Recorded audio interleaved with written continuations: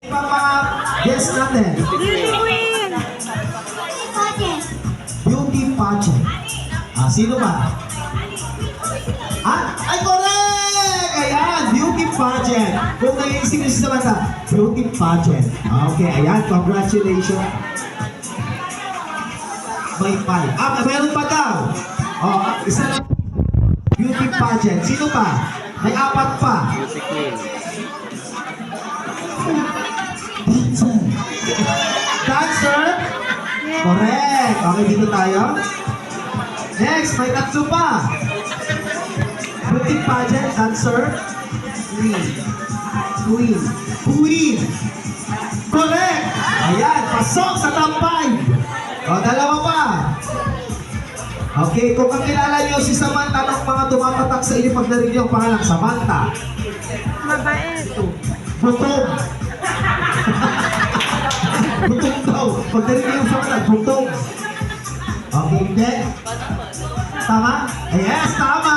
Pasok sa top 5. Okay, last. Laging gulo. P. Yes, palakpakan naman po natin sila, ladies and gentlemen.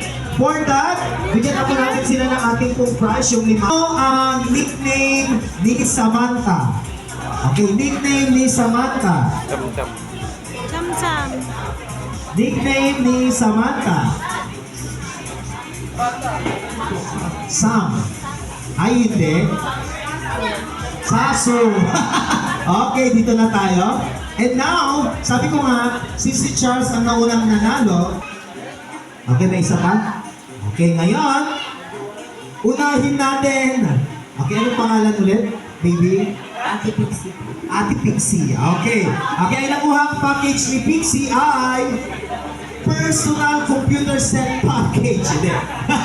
Hindi. PC set package. Ayan.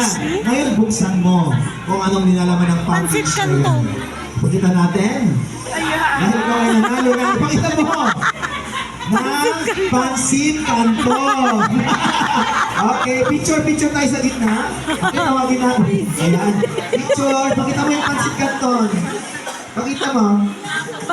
Easy pala. Yes.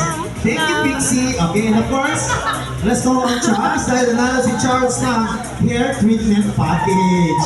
Okay, dito tayo at buksan mo. Tingnan ka natin kung anong klaseng hair treatment package ang iyong napanalunan. Shampoo. Okay. Okay, that is cream cell.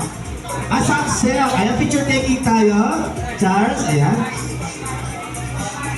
Okay, picture taking. Ayun, okay.